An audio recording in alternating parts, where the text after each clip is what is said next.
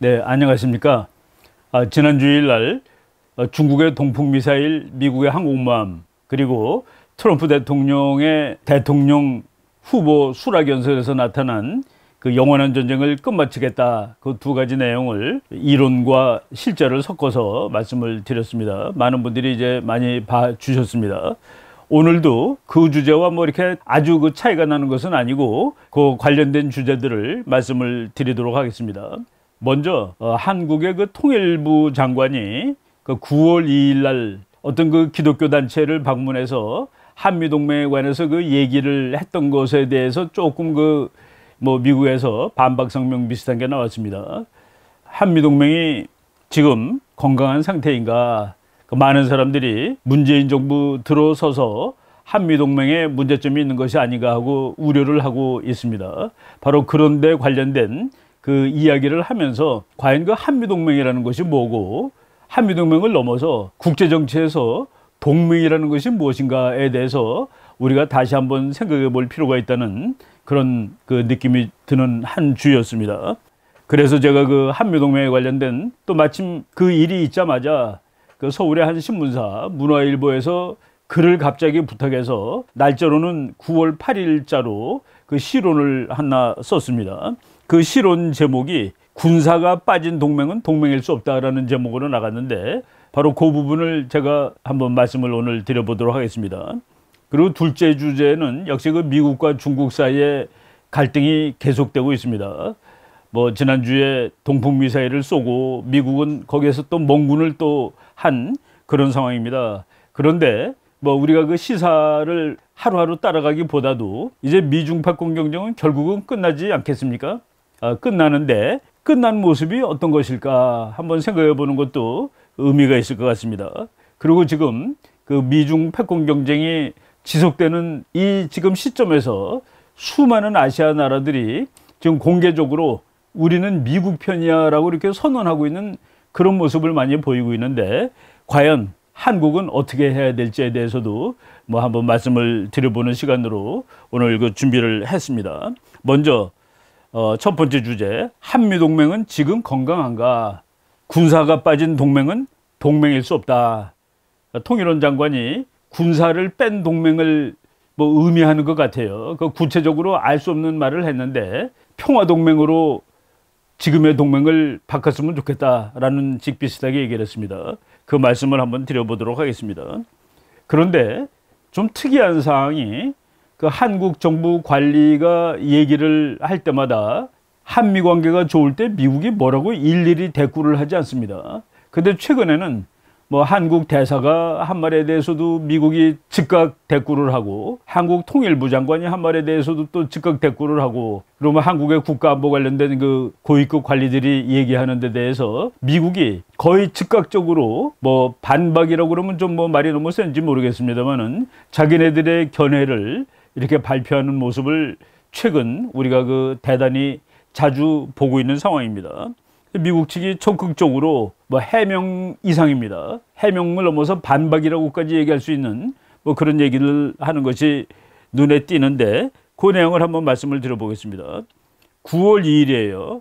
한국의 그 통일부 장관이 한국 기독교 교회 협의회를 방문해가지고 거기에서 이제 한미동맹에 관한 얘기를 했습니다. 그 한미동맹에 관한 얘기가 뭐냐면은 한미 관계가 어느 시점에서는 군사동맹과 냉전동맹을 탈피해서 평화동맹으로 전환할 수 있을 것으로 생각한다 라고 얘기를 한 겁니다. 이것이 어떤 뭐 그냥 누구한테 한 얘기가 아니라 자신의 그 견해를 얘기한 것 같아요. 군사동맹과 냉전동맹을 탈피해서 평화동맹으로 전환할 수 있을 것으로 생각한다.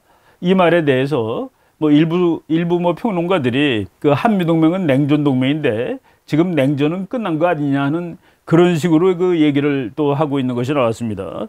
여기에 대해서 미국 국무부 대변인실이 그러니까 우리나라 통일부 장관이 언급을 하고서 뭐 이틀 딱 지난 그 시간이에요. 4일 미국 시간으로 한미동맹은 안보 협력을 넘어선다고 반박했다. 그러면서 더욱 구체적으로 한미 관계는 대단히 그 좋은 관계고 한국과 미국은 강력한 확고한 유대 관계를 가지고 있다라는 얘기를 그 미국 국무부가 소유한 보이스 오브 아메리카를 통해서 아주 노골적으로 얘기를 하고 있습니다.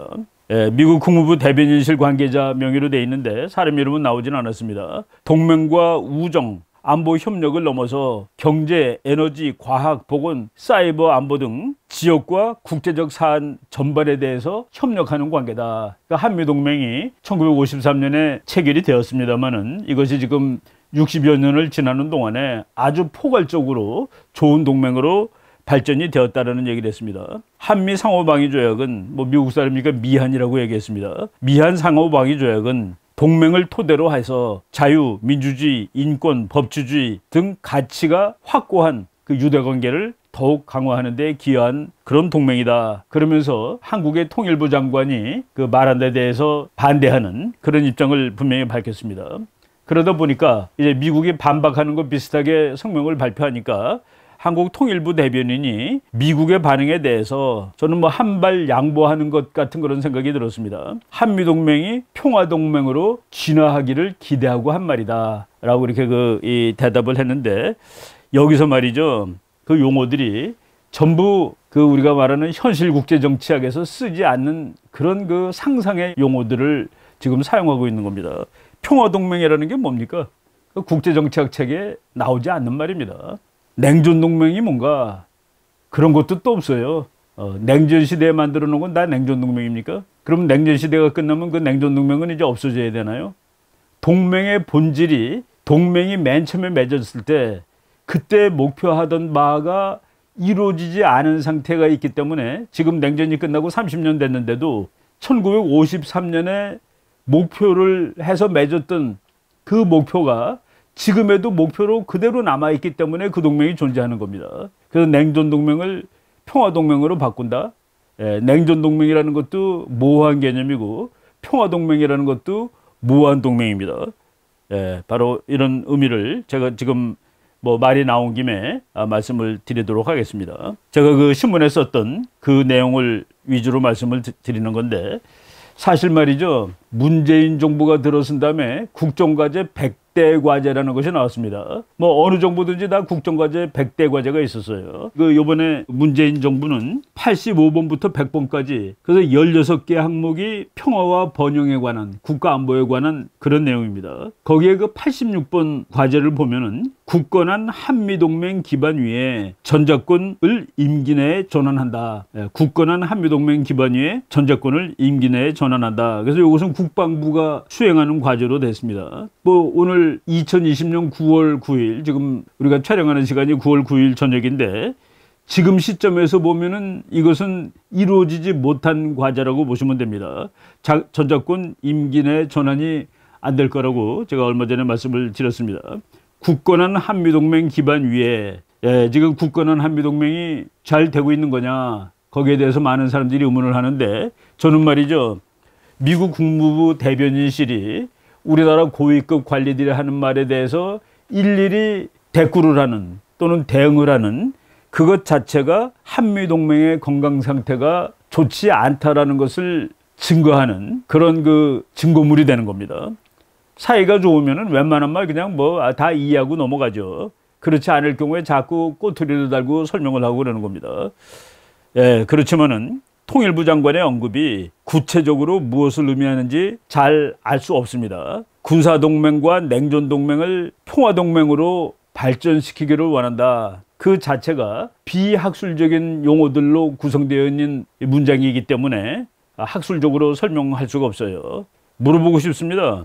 그 장관께서는 군사동맹은 뭐고 냉전동맹은 뭐고 평화동맹은 뭔지에 대해서 정확한 개념을 가지고 한 얘기인지 국제정치학에서는 그런 개념이 없기 때문에 우리 국제정치를 수십 년 공부한 사람들이 저게 무슨 소리인지 알 수 없습니다. 물론 일반 시민들도 잘 알 수가 없겠죠.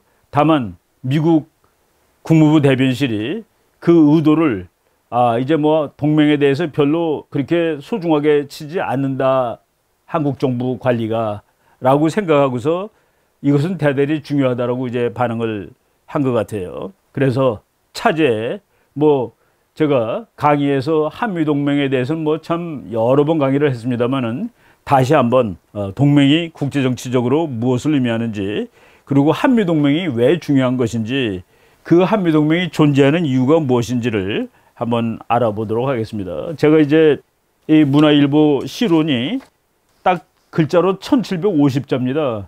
그러니까 200자 원고지 뭐 9장도 안 돼요. 9장이면 1800자죠. 이렇게 띄어쓰기까지 다 해서 1750자를 쓴 건데, 그래서 이느님 다해서 이제 축소해서 썼는데, 그 내용을 그냥 제가 읽으면서 부연 설명을 해드리겠습니다. 동맹이란 국제정치의 역사가 시작된 이래 어느 곳에든 있던 것이다. 동맹은 말이죠, 우리가 그 성경책 읽다 보면은 구약, 뭐 예수님 태어나기 뭐 500년 전, 1000년 전, 그때도 뭐 엄청나게 많은 전쟁 얘기가 나오고, 또 국가들이 동맹을 맺는 얘기들이 많이 나옵니다. 동맹은 국제정치 역사에 서양이고 동양이고 과거고 현재고 어느 곳에서도 존재하는 국가 간의 약속입니다. 왜 그런 일들이 이렇게 많이 있었느냐? 국가의 힘을 증대시키는 가장 효과적이고 신속한 방법 중 하나이기 때문에 그렇다. 국가들은 말이죠, 힘이 있으면 좋습니다. 그런데 두 나라가 동맹을 맺으면 힘이 2배가 되는 겁니다. 예를 들어서 A라는 나라하고 B라는 나라가 동맹을 맺었다. A는 100의 힘을 가지고 있고 B는 150의 힘을 가지고 있었다. 그러면 두 나라가 힘을 합치면 두 나라는 250이 되는 겁니다. 그렇기 때문에 힘을 가장 빨리 늘릴 수 있는 가장 편한 방법. 그래서 마음에 맞는 친구들이 있을 때 동맹을 맺는 것은 국제정치의 목적을 달성하기 위해서 아주 좋은 수단으로 이제 간주가 되는 것이죠.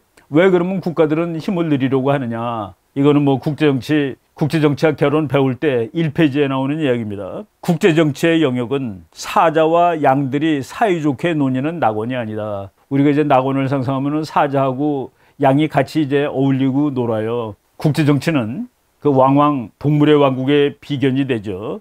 힘없는 나라는 강대국에게 나라를 빼앗기는 경우가 흔하다. 그렇지만은 인간 사회하고 동물의 사회가 하나 다른 거가 있습니다. 양들은 잡혀 먹일 수밖에 없지만은 호랑이한테 또는 사자한테, 인간 사회에서는 약한 나라가 살아가는 방법이 있는데 강한 나라한테 무릎을 꿇으면 됩니다. 강한 나라한테 조공을 바치면 됩니다. 그러면은 살 수가 있어요. 그런데 그거는 참 그 독립이 아니죠. 독립을 잃는 것이죠. 자기 나라 국민이 자기가 원하는 대로 살지 못하고 이웃에 있는 힘센 나라가 원하는 대로 살아야 되려니까, 바로 그것 때문에 우리가 일본 밑에 살았다는 것이 지금도 분하고 억울해서 이렇게 매일 화를 내고 그러는 것입니다. 강한 나라에 조공을 바치며, 중국한테는 거의 1000년 동안 조공받치며 살았죠. 그런 것이 싫으면은 그러면 힘을 들이면 됩니다. 그런데 내 힘을 들이는 것이 어렵기 때문에 마음이 같은, 생각이 같은 나라의 힘을 빌릴 수가 있는 겁니다. 그래서 동맹이라는 것은 엄청나게 좋은 거예요. 예, 우리나라가 조선시대 때 조선하고 중국 관계를 지금 우리나라 사람들이 많이 잃어버려가지고 국제관계로 고치는데, 미국의 그 유명한 국제정치학자 한스 모겐소 교수가 중국과 조선 관계는 국제관계가 아니다라고 얘기를 했습니다. 왜냐하면 두 나라가 동등한 독립국이 아니니까 한 나라가 힘이 없어서 조공을 바치며 살았습니다. 그래서 우리는 황제라고 부르고 싶은데 중국이 너희는 황제가 아니야, 너희는 왕이야. 황제는 중국의 왕만이 황제야. 그래서 우리는 황제가 아니고 중국은 황제니까 중국이 우리나라보다 더 높은 나라죠. 황제는 왕보다 더 높으니까. 대등한 주권관계가 아니었다. 바로 그 사실을 현대 국제정치학자들은 다 알고 있습니다. 우리는 과거에 조선과 명나라, 조선과 청나라가 대등한 관계로 착각하면 안 됩니다. 그때 우리가 조공을 바치고 무릎을 꿇었기 때문에, 독립을 잃었기 때문에 이 나라가 죽지 않고 살아있었을 뿐이죠.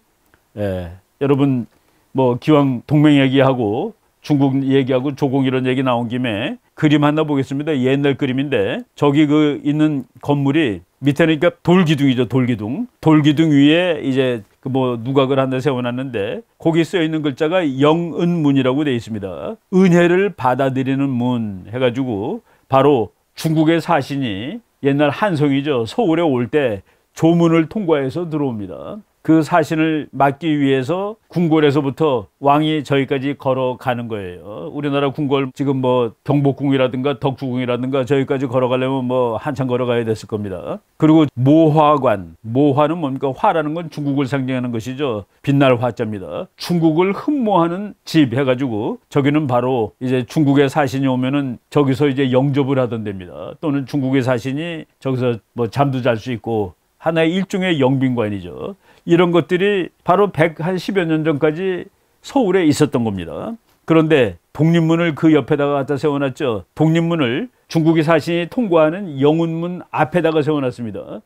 이제 중국의 사신이 올 일이 없어진 거예요. 그래서 그 위에 있는 이 영운문에 있는 건물들 다 이제 부셔버리고 기둥만 2개 놔뒀습니다. 그리고 그 기둥 앞에 독립문이라고 건물을 세웠는데, 이 독립문 뭐 지금도 여러분들 볼 수 있습니다. 원래 있던 자리에서 약간 옮겨다 놨습니다. 그 옆에 고가도로를 만드는 바람에 그 위치를 조금 바꿨는데, 아무튼 저것이 1897년 10월 12일 날 대한제국을 수립하고, 대한제국을 수립한 지 딱 한 달 8일 만에, 그러니까 1897년 11월 20일 독립문을 세웠어요. 그래서 중국을 섬겼던 사대주의 상징, 뭐 조공이죠. 조공을 바치던 상징인 영운문하고 모화관을 헐어버리고 자주 독립을 상징하는 기념관을 세워야 합니다라고 그 당시 그 애국자 서재필 박사가 역설을 했고 돈을 마서 저 건물을 졌습니다. 제가 말이죠, 조금 좀 여러분들한테 놀라운 그 말씀을 하나 드릴 텐데, 제가 그 북한 정치론이라는 과목을 그 서울대학에서 한 5학기를 계속해서 가르친 적이 있었는데, 어느 학기인지 정확히 기억은 안 납니다만은 제가 이 건물을 학생들한테 보여주고 이게 뭐냐 그랬더니 저것이 독립문이라는 것을 모르는 사람은 아무도 없었습니다. 누구로부터 독립하려고 세운 문이야 라고 물어봤는데 그것을 정확히 대답하는 학생이 거의 없어서 놀랐습니다. 한 여학생이 정말 쥐죽은 목소리로 혹시 청나라 아니냐고 자신 없는 목소리로 대답을 하길래 제가 무슨 과 학생이냐 물어보니까 사범대학 역사학과 학생이라고 대답하는 걸 보고 나머지 대부분이 모른다는 사실을 알고 놀랐습니다. 상당수 학생이 일본으로부터 독립하려고 만들었다고 얘기를 해요. 또 어떤 사람은 미국이라고 대답하는 학생조차 있었습니다. 그런데 저것은 중국으로부터 독립하려고 만든 문입니다. 근데 왜 저거를 만들 수가 있었느냐, 그동안 왜 못 만들고 있다가 1897년에 만들었느냐, 바로 이걸 알기 위해서 우리 주변의 역사를 알아야 되는데 1894년 95년 전쟁이 있었습니다. 서해바다에서. 지난 시간에 제가 얘기를 했죠. 청나라와 일본이 전쟁했는데 일본이 이겼습니다. 일본이 이겨서 일본하고 청나라가 조약을 맺었습니다. 그 조약을 맺은 것이 시모노세키라는 곳에서 맺은 조약입니다. 그래서 시모노세키 조약이라고 얘기하는 이 조약, 거기 제1조에 이런 말이 있습니다. 청나라는 조선이 완결 무결한 자주 독립국임을 확인하며 무릇 조선의 독립 자주 체제를 훼손하는 일체의 것, 예를 들면 조선이 청에 납부하는 공헌, 전례 등은 이 이후에 모두 폐지하는 것으로 한다. 일본이 말이죠, 청나라한테 조선은 더 이상 너의 속국이 아니야. 그래서 우리가 독립을 했다라고 그때 생각을 하고, 그래서 이 조약이 1895년 4월 17일입니다. 이 조약이 맺어지고 2년 한 반쯤 됐을 때 고종이 대한제국을 선포하는 겁니다. 중국은 제국이고 우리나라는 왕국인데 이제 우리나라도 제국이 되는 거예요. 그리고 1897년에 대한제국이 생겼다가 그 대한제국은 1910년, 그러니까 13년 동안 지속됐죠. 약 13년 만에 일본한테 먹히고 말았습니다. 합방되고 만 거예요. 일본이 시모노세키 조약 1조에 조선은 독립국이다. 왜 독립국이라고 그랬습니까? 조선이 불쌍해서? 아니죠. 청나라부터 떼어내고 그리고 자기가 가져가려고. 그 기간입니다. 그래서 우리는 그때 잘못했기 때문에 나라를 잃어버린 적이 있었죠. 여러분, 그 국제정치는 언제라도 힘의 정치입니다. 힘의 정치예요. 투키디데스 펠로폰네소스 전쟁사, 정말 뭐 우리가 저 책을 읽지 않아도 다 이름을 아는 책입니다. 거기에 나오는 또 중요한 말이 한마디 있어요.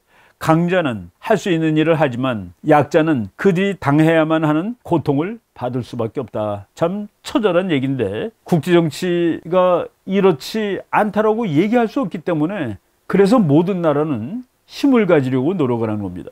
조금이라도 더 세지려고 노력하는 것이죠. 영어를 보겠습니다. 물론 저 사람은 그리스 말로 쓴 책이고 영어는 번역본이겠지만은 The strong do what they can and the weak suffer what they must. 예, 강자는 자기가 하고 싶은 일을 할 수 있고 그리고 약한 나라는 참 그들이 당해야만 할 고통을 받게 된다. 그래서 국가들은 이런 고통에서 피하기 위해서 저마다 힘을 가지려고 노력한다. 제일 좋은 힘은 자기의 힘. 그런데 자기의 힘을 가진다는 게 얼마나 힘들고 시간이 많이 걸리는 일이겠습니까? 그래서 동맹을 맺으면은 자기 힘을 갑자기 내릴 수 있는 그런 방책이 있다. 한미동맹은 그런 맥락에서 이제 세워진 겁니다. 지금 제가 역사 얘기를 잠깐 했는데 제가 이제 신문에 쓴 글입니다. 우리나라는 살아남기 위해 애쓰는 일을 잘못했던 결과 1910년 일본에게 죽었고, 그렇죠. 일본한테 나라 뺏겨서 없어진 겁니다. 그래서 우리나라는 죽었던 나라예요. 그 나라가 1945년 8월 15일 날 일본이 미국한테 항복하는 바람에 다시 살아나게 된 겁니다. 그걸 우리는 해방이라고 그러죠. 그래서 해방돼갖고 3년 후에 1948년 8월 15일 날 나라를 건설했는데 그 나라를 바로 또 2년 만에 1950년 6월 25일 소련과 중국의 지원을 받은 북한에게 죽을 뻔했었다. 그때 북한한테 죽을 뻔했죠. 그때 미국이 도와주러 오지 않았으면 아마 죽었을 겁니다. 그러면 지금 대한민국이라는 나라는 그 2년 살고 죽고 그리고 그 이후에 조선민주주의 인민공화국이라는 이름 하에 지금 나라가 지속될 수 있는지도 모르는 것이죠. 1950년, 그러니까 이제 우리 그 통일부 장관이 냉전 동맹을 평화 동맹으로 바꾸자라고 그랬는데 1950년이 냉전 시대가 아니었다면 미국은 한국을 살려주러 오지 않았을 것이고 그 이후 한미 동맹도 체결해 주지 않았을지 모른다. 예, 우리나라는 솔직히 말해서 역설적이게도 냉전 때문에 덕을 본 나라입니다. 그때 미국이 한국이 중에서 온 것이 아니라 공산주의자들이, 그러니까 소련, 중국, 그들의 지원을 받은 북한이 대한민국을 적화 통일을 하게 되면은 그러면은 일본도 무너지고 태평양도 무너지고 미국도 무너질 수 있다. 냉전은 바로 미국하고 소련이 첨예하게 싸우는 그 시대를 의미하는 겁니다. 그래서 이거를 막아야 된다고 온 거예요. 예, 우리 그런 책들 많이 볼 수 있는데 한국전쟁이 발발했을 때 미국은 즉각 개입을 하였지만 미국의 반응은 한국을 이름으로 해서 일본에 위협을 주는 것을 방지하고 한국에서의 공산 침략이 성공한다면 이는 공산주의 침략 정책의 선례가 될 것이라는 우려에서였다. 한국 그 자체가 중요해서 오지 않았다는 얘기입니다. 바로 이런 생각은 1970년대까지 계속된 거예요. 그 맥거번이라는 미국 대통령에 출마했다가 이제 물론 되진 않았던 미국의 상원의원, 미군 철수해야 된다라고 얘기를 했었습니다. 70년대 중반까지도. 그리고 폴 C. 랑크라는 아주 유명한 또 학자가 있었는데 그 사람도 1970년대 초까지도 미국은 나토하고 일본을 제외하고는 동맹 관계가 없는 게 더 좋아 라는 얘기를 많이 했고, 바로 여기에 영향을 받은 카터 대통령은 1976년에 대통령의 당선이 되면서 선거 공약이 주한미군 완전 철수였습니다. 바로 이런 참 상황을 버텨내고 지금까지 그래도 무너지지 않고 존재해온 것이 한미 동맹이라고 말씀을 드릴 수 있습니다. 우리나라가 망했는데 많은 사람들이 우리를 망하게 한 사람들을 욕을 해요. 일본을 욕을 하고 또 국제정치를 욕을 합니다. 그때 미국이 한국하고 별로 관계도 없었는데 미국이 우리를 버렸다고 얘기를 하죠. 사실은 가져간 적이 없기 때문에 버린 것도 아닌데, 예, 양계초라는 중국의 지식인이 쓴 책이 있습니다. 량치차오, 조선의 망국을 기록하다라는 책이 우리말로 이제 번역돼서 나왔는데 거기에 나온 말입니다. 일본이 남의 나라를 망하게 할 수 있는 실력을 가진 것만이 문제이겠는가. 일본이 힘이 세서 한국이 일본한테 망한 것이죠. 그런데 양계초는 일본이 힘이 세다는 사실만이 문제일 수 있겠는가. 조선이 망하는 길을 취하지 않았다면 비록 100개의 일본이라고 하더라도 어쩌겠는가라는 말이 나옵니다. 그리고 조선 사람들은 망하는 것을 스스로 즐겼으니 무엇을 가엾게 여기겠는가라고 하면서 너희들의 잘못도 많다. 어느 나라가 망했을 때 말이죠. 예, 물론 그 나라를 망하게 만든 그런 이웃 나라들 뭐 좋은 나라 아니라고 얘기할 수 있습니다. 그렇지만은 그 망한 책임을 자기한테서도 찾는 것이죠. 예, 보면 또 이제 제 신문에 쓴 글입니다. 1953년 당시 한국은 미국이 동맹을 체결해 줘야 할 만큼 소중한 상대는 아니었다. 예, 그때 1953년에 한미동맹을 맺은 것은 거의 기적이었습니다. 그래서 그 기적은 어떻게 가능했느냐. 한국이 그 자체가 중요하지 않더라도 냉전 시대에서 이 나라를 구해주면 옆에 있는 큰 나라들이 살 수 있어. 일본 특히. 그리고 플러스 이승만 대통령의 거의 정말 신적인 그 외교력입니다. 이승만 대통령은 외교의 신이라고들 그때 사람들이 얘기를 했죠. 외교의 신이라고 칭송할 정도로 탁월했던 이승만 대통령의 외교력 때문에 한미동맹이 이제 체결이 됐습니다. 그래서 우리나라는 한미동맹이라는 막강한 안전장치를 확보할 수 있었다. 우리나라 옆에 북한이라는 호시탐탐 한국을 점령하고 싶어하는 국가가 있었습니다. 중국이 있었습니다. 러시아 있습니다. 소련이죠. 일본이 있습니다. 이 엄청난 동네에서 지난 60년 동안 한미동맹이 없었어도 한국이 살아남아 있었을까 생각해 보면은 좀 등골이 서늘한 그런 상황입니다. 우리나라는 한미동맹이라는 막강한 안전장치를 확보할 수 있었다. 그 결과 한국은 지난 60여 년간 지구 최악의 국제정치 환경에서 살아남았을 뿐만 아니라 세계 10위 때의 경제력도 갖출 수 있게 되었다. 우리나라가 잘 살게 된 것은 물론 우리가 열심히 노력한 것인데 냉전의 덕도 보았다라고 말할 수 있는 것입니다. 특히 이제 국가안보 문제가 해결이 됐고 미국의 존재로 인해서 그래서 그 사이에 우리가 열심히 노력해서 경제 발전도 이뤄갈 수 있었다라고 말씀드릴 수 있는 거죠. 여러분이 뭐 이승만 대통령 사진을 보시겠는데 지금 저분을 우리가 다시 평가해야 된다고 봅니다. 대한민국을 세웠고 대한민국이 죽지 않도록 했고 그리고 이제까지 대한민국의 존재의 기본이 될 수 있는 한미동맹을 체결하는 데 성공했다는 그 능력을 보여준 그런 의미에서 한미동맹이 체결되는 날 이승만 대통령이 그렇게 얘기했습니다. 대한민국 국민 여러분, 여러분들은 이제 이것 때문에 두고두고 덕을 보게 될 것입니다. 지금까지도 우리는 한미동맹의 덕을 보고 있다고 말할 수 있겠죠. 또 이제 본문입니다. 통일부 장관이 냉전동맹, 군사동맹, 평화동맹이란 개념을 무슨 뜻으로 사용했는지 알 수 없지만 아마 본인도 정확한 개념을 확립하고 쓴 말은 아닌 것 같습니다. 국제정치상의 모든 동맹은 군사동맹이다.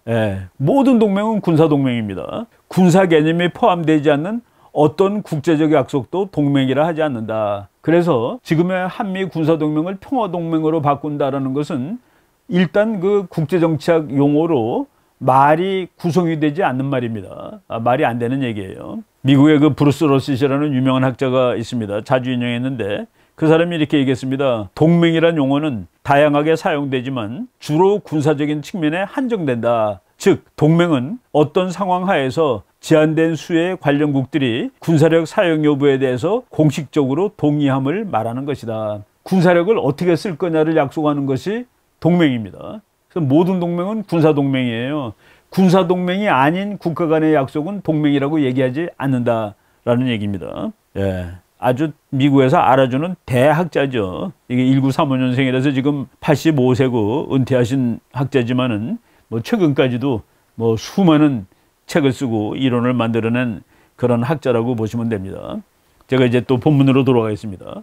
더 구체적으로 동맹이란 공통의 적들을 가진 둘 또는 그 이상의 나라가 그 공통의 적들에 군사적으로 함께 대항하자는 약속이다. 우리 국민들이 동맹에 대해서 가장 오해하는 부분입니다. 동맹은 친한 나라가 맺는 거야. 우리가 미국하고 친하니까 동맹을 맺은 거야. 아닙니다. 동맹은 누가 맺느냐?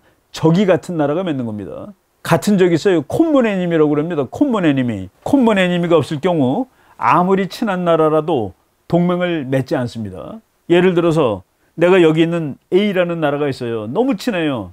근데 이 A라는 나라가 B하고 원수야. 그런데 나는 B하고 전혀 원수가 아닙니다. 근데 A는 나하고 동맹을 맺어서 B와 함께 싸우길 원해요. 나는 A가 아무리 친해도 동맹을 맺지 않습니다. 왜? 내가 왜 A의 싸움에 낍니까? 내가 왜 B가 밉지도 않은데 싸워야 됩니까? 그래서 동맹이라는 것은 공통의 적이 있을 경우에 만드는 거다는 얘기입니다. 그러나 콤먼 에니미가 있을 경우 사이가 좋지 않은 나라들 또는 심지어 사이가 나쁜 나라들도 동맹을 맺을 수 있습니다. 무슨 얘기냐? 여기 독일이 있어요. 독일. 근데 미국이 독일을 무서워합니다. 히틀러를. 소련도 독일을 무서워해요. 근데 미국하고 소련은 서로 싫어하는 나라입니다. 그런데 독일이라는 너무 무서운 적이 있어서 미국과 소련은 동맹을 맺는 겁니다. 그래서 동맹은 친한 나라, 좋아하는 나라가 맺는 게 아니라 적이 같은 나라가 맺는 것이고, 적이 같을 때는 그 두 나라가 친하지 않아도 동맹을 맺을 경우가 있다. 그래서 국제정치는 도덕이 없는 것이라고 얘기를 합니다. 나치스 독일 그리고 군국주의 일본에 대항해서 미국과 소련은 전쟁을 같이 했던 것이죠. 그래서 2차 대전 끝났을 때 우리나라가 이제 일본으로부터 해방이 되는데 소련도 단 일주일 싸웠다고 북한 반쪽을 가져가는 겁니다. 소련이. 미국은 참 어설프게 지가 다 싸워놓고 좀 한반도의 반쪽을 소련한테 뺏겼죠. 네. 물론 동맹은 진화한다. 그렇죠. 동맹은 1953년에 맺었지만은 지금은 2020년입니다. 예, 67년이나 된 동맹이에요. 소련이라는 대적을 거꾸로 뜨리기 위해 대한민국처럼 약한 나라와 동맹을 맺었던 미국은, 그렇죠, 소련하고 싸울 때는 한국하고 동맹을 맺는 것이 좋을 것 같아. 한국 그 자체는 중요하지 않더라도. 그래서 동맹을 맺은 미국은 한국의 자유주의, 자본주의가 북한의 전체주의와 공산주의에 대해 완벽한 승리를 거뒀다는 사실을 마치 자기네 일인 것처럼 좋아했다. 참 미국 사람들이 말이죠, 한국이 북한을 완벽하게 제압을 하고, 그리고 소련이 무너졌을 때 정말 자기네가 만들어둔 이 나라가, 대한민국이 자유주의와 자본주의의 하나의 쇼윈도입니다. 이것이 공산주의 북한을 이겼다는 사실에 정말 자기 일처럼 좋아했죠. 예. 동맹에 대해서는 수많은 이론들이 있습니다. 아주 유명한 학자들, 한스 모겐소라든가 KJ 홀스티 같은 아주 참 대가들이 전부 다 동맹에 대해서 이제 얘기를 했는데, 한미동맹은 이 동맹의 유형 이론에 의해서 살펴봤을 때 정말로 잘 만든 동맹이고 아주 훌륭한 동맹이라고 보여집니다. 그리고 또 몇 가지 그냥 보면은 동맹이 작동하는 방식에 따라서 동맹의 유형이 조금씩 달라집니다. 어떤 거는 훌륭한 동맹이 되고 또 어떤 경우는 그렇지 않을 경우가 있는데, 그 홀스티 교수의 말을 빌리면은 상호 개입이 작동하게 되는 상황의 본질에 따라서 좋은 동맹, 허약한 동맹이 있을 수가 있습니다. 조약 체결국에 의해 행해지는 개입의 행태, 동맹 조약을 맺은 나라들이 일이 일어났을 때 어떻게 개입을 하느냐는 그 모양입니다. 예를 들어서 나토 조약을 보면은 나토, 그러니까 북대서양 조약기구, 그중 어느 한 나라에 대한 공격은 나머지 전체에 대한 공격으로 간주하고 즉각 반응한다, 즉각 반격한다로 돼 있었습니다. 그게 이제 제일 개입의 형태가 제일 확실한 조약이죠. 우리나라 거는 그거보다 좀 못합니다. 문자만으로는. 우리나라 조약은 어떻게 돼 있냐면은, 그러니까 한국에 대한 또는 하여간 미국에 대한 외부의 공격이 있었을 때 두 나라는 그것을 자기에 대한 공격이라고 간주하고 서로 협의한다. 그리고 헌법적 절차를 따라서 이제 개입을 한다. 그런데 헌법 절차 따고 못 따르고 그러면 시간이 얼마나 걸리겠습니까?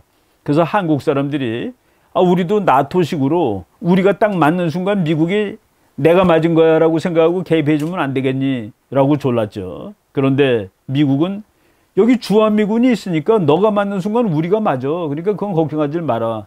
해가지고 한국은 아주 미국이 즉각 개입하는 그런 상황을 이제 오랫동안 유지했죠. 그리고 체결국과 체결국 간에 조약을 맺은 나라들 사이에 군사 통합 및 협력의 정도에 따라서 그 동맹은 센 동맹이거나 약한 동맹이거나 얘기합니다. 군사 통합, 여러분 한국이 얼마나 미군하고 군사 통합이 잘 돼 있습니까? 얼마나 잘 돼 있느냐? 전쟁 나면은 한국군을 미군이 다 지휘할 정도로 잘 돼 있는 겁니다. 그래서 전쟁 나면은 한국군 전체가 미군이 됩니다. 그래서 사실 북한이 한국을 건드릴 수가 없는 것이죠. 근데 우리나라 이번 정부는 그것을 조금 바꾸려고 노력했죠. 굳건한 한미동맹 기반 위에라는 조건은 달았습니다만은 전시작전 통제권을 임기 내에 전환하겠다. 물론 전환은 지금 할 수 없는 그런 상황이 됐습니다. 그리고 조약의 지리적 범위, 전 세계 다 커버하는 그런 조약은 사실 없습니다. 우리나라 한미방위 조약이 커버하는 지역은 한반도를 벗어납니다. 그 조약 문구에 오면은 Pacific Area, 태평양 지역이라고 되어 있습니다. 그러니까 태평양 지역에 있는 어느 나라가 우리나라를 공격하면 미국은 즉각 우리를 뭐 도와주는 그런 상황인 것이죠. 그 나라가 중국일 수도 있고 북한일 수도 있고 소련일 수도 있습니다만은 아무튼 지리적 범위를 태평양 지역으로 돼 있다라고 말씀을 드리겠습니다. 예, 미국이 동맹을 모든 나라랑 다 맺어주지는 않습니다. 동맹을 맺은 것은 자기가 책임을 진다는 소리예요. 그래서 이승만 대통령이 한국과 미국을 동맹을 맺었을 때 한국의 입장에서 보면은 미국의 코를 꽹 거나 마찬가지입니다. 너 여기서 전쟁 나면 네가 반드시 싸워야 돼. 예, 근데 미국이 그래서 상호 방위 조약이라는 조약을 아시아 국가들 중에서는 필리핀하고 한국하고만 갖고 있습니다. 미국이 일본하고 맺은 조약은 상호 방위 조약이 아니에요. 일본이 매를 맞으면 미국이 도와준다로만 돼 있는 겁니다. 근데 한국과 미국은, 미국과 필리핀은 상호 함께 서로 도우는 거예요. 예. 그리고 뭐 제가 이제 이 자료를 준비하면서 보니까 1950년에 한국 전쟁이 났죠. 그리고 1953년에 한미 동맹이 체결됐습니다. 그러고 나서 1972년까지 1950년서부터 1972년까지 냉전이 한참일 때 그때 그 미국이 세계 각국에다 원조를 다 해주는데 원조를 제일 많이 받은 나라가 프랑스고 두 번째로 많이 받은 나라가 한국이었다라는 사실도 제가 뭐 옛날에 그 적어뒀던 것을 한번 다시 봤습니다. 예, 제가 그 신문에 쓴 마지막 부분입니다. 주한미군과 더불어 한미동맹의 양대 기둥인 한미상위방위조약 제2조는 당사국 중 어느 일국의 안전이 외부로부터의 무력 공격으로부터 위협받고 있다고 어느 당사국이든지 인정할 때, 뭐 조약 문구니까 좀 복잡하게 생겼죠. 그러니까 한국이든 미국이든 어느 당사국이든 다른 나라로부터 공격을 받고 있다라고 어느 당사국이든 인정할 때, 그러니까 한국이 인정하고 미국이 인정할 때 동맹이 작동된다고 규정했다. 그 적용 지역은 태평양 지역이다. 그래서 말이죠. 혹시 미국이 야, 우리 이라크에서 싸우는데 한국 좀 와서 도와줘. 내가 지금 이라크한테 공격당하잖아. 그때는 우리가 갈 의무가 없습니다. 왜? 이라크는 태평양 지역이 아니니까. 그런데 미국이 태평양 지역에서 예를 들어 서해에서 어느 나라의 공격을 받았다. 그러면 우리나라는 지금 미국을 도와줘야 될 법적인 의무가 있는 겁니다. 그런데 이제 53년 얘기지만은 지금 봅시다. 지금 한반도 주변, 즉 태평양 지역의 국제 상황이 한미동맹이 체결되었던 1953년보다 더 좋으냐? 나는 그때보다 오히려 더 못하다라고 봅니다. 미중 갈등은 60년 전에 미소 갈등보다 오히려 더 격심하며, 안 그렇습니까? 지금 매일 양국 군함들이 서로 으르렁거리고 다니는데, 그리고 북한은 핵무장까지 갖췄다. 1953년에 북한하고 지금의 북한하고, 물론 우리도 많이 강해졌습니다만은 북한은 핵까지 가졌습니다. 핵무장까지 갖췄다. 그래서 아직도 한반도는 평화를 이룩하지 못했습니다. 그리고 한미동맹은 아직도 막아야 될 적이 있는 겁니다. 예. 한미 군사동맹의 최종 목적은 한반도의 평화다. 한미동맹은 군사동맹이에요. 근데 그 군사동맹의 목적은 전쟁이 아니라 평화다라는 것을 우리가 정확히 알아야 됩니다. 국민의 90% 이상이 얘기했죠. 한미동맹을 지지하는 그 여론조사가 미국이 방위비 분담금을 5배씩이나 올리자고 했는데도 불구하고 한국 국민 90%가 한미동맹은 그대로 소중하다라고 대답했다는 것을 제가 몇 주 전에 그 여론조사 결과를 설명해 드린 적이 있었습니다. 국민의 90% 이상이 이러한 사실을 잘 알고 있기에 한미 군사관계를 대단히 소중한 것으로 믿고 있다라고 이제 말씀을 드리는 겁니다. 예. 한미동맹이 말이죠. 지금 이제 60년이 넘고 참 체계적으로 이제 역사가 깊은 동맹으로 들어갑니다. 그리고 이제까지의 이 지탱되어 온 양식은 아마도 한미동맹이 세계에서 제일 좋을 것 같아요. 필리핀하고 미국 동맹이 그동안에 좀 휘청거렸습니다. 특히 1990년 이후에 미국과 그 필리핀 간의 동맹이 휘청거리고 필리핀은 냉전이 끝난 다음에 미군 보고 나가라고 그래서 미군이 나갔습니다. 미군이 나가가지고 필리핀은 수빅만이라는 아주 큰 항구를 뭐 이제 관광지로 개발한다고 뭐 필리핀 사람들 꿈에 부풀어 있었는데 결국은 아주 쫄딱 망했죠. 다 실패했습니다. 그리고 미군이 빠져나간 그 필리핀 서해, 그 바로 필리핀 바로 앞바다에 정말 스카보로 쇼울이라는 조그만 그 섬이 있었는데 그 섬을 중국에서 뺏어버렸죠. 필리핀 사람들은 미군 내보낸 다음에 참 후회를 많이 했습니다. 그렇지만은 지금 이제 2020년, 이제 이거는 제가 두 번째 주제로 말씀드릴 예정으로 있지만은 필리핀 사람들이 이제 미국한테 다시 의존해가지고 중국으로부터 공격을 받을 때 우리를 보살펴 달라고 이제 노골적으로 미국한테 구해야 하는 뭐 그런 상황까지 왔습니다. 제가 그 앞에 강의를 뭐 대략 이제 정리하면서 그 준비했던 거 하나만 더 말씀을 드리겠습니다. 중국 학자 중에 그 옌셰퉁이라는 학자가 있습니다. 그 중국 칭화대학교 국제관계학 교수인데 이 사람이 2014년 4월 달에 서울을 와가지고 성균관대학에서 열렸던 한 세미나에서 이렇게 얘기를 했습니다. 한중 양국이 64년 전에 안보 이익의 충돌 때문에 적으로 만났지만 지금은 오히려 공동 안보 이익이 협력을 촉진하고 있다. 그러면서 한국과 중국의 동맹을 맺자라고 제안을 했습니다. 그래서 내가 저 사람이 동맹이 뭔지를 모르는 사람이구나라는 생각을 했습니다. 그때 저는 뭐 저걸 신문으로 읽었습니다만은 그 당시에 거기에 앉아있던 한국 학자들이 뭐라고 대답을 했냐라고 봤더니 아직은 시기상조다라고 얘기를 했다고 나왔는데 그때 저 사람한테 한국과 중국이 동맹을 맺기 위해서 좋다. 어느 나라가 우리나라의 공통의 적이냐. 어느 나라로부터 오는 안보 위협을 지키기 위해서 우리가 너희와 동맹을 맺어야 되느냐. 중국은 어느 나라로부터 오는 위협을 지키기 위해서 우리를 동맹으로 필요로 하느냐. 북한이냐 그게? 저 사람이 북한이다 그러면 지금 당장 맺자라고 얘기해도 됩니다. 그것이 미국이야? 말도 되지 않는 소리 하지 마시고 그랬어야 되는 겁니다.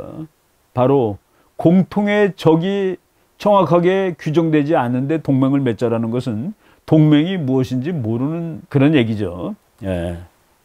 동맹이 무엇을 의미하는 것인지를 명확히 말씀드리기 위해서 제가 그 옌셰통 교수가 했던 말과 그 우리 학자들의 그 답변을 말씀을 드렸습니다. 예, 그 한미동맹 군사동맹이고 모든 동맹은 군사적인 것입니다. 공통의 적에 대해서 함께 싸우자 그 약속을 함으로써 공통의 적이 침략하지 못하도록 그래서 평화를 유지하는 것 그것이 동맹이고 한미동맹도 바로 그런 목적을 가지고 있다라고 말씀을 드리겠습니다. 네, 일부 강의는 여기까지 하고 다음 주제는 미국과 중국 관계를 말씀드리도록 하겠습니다.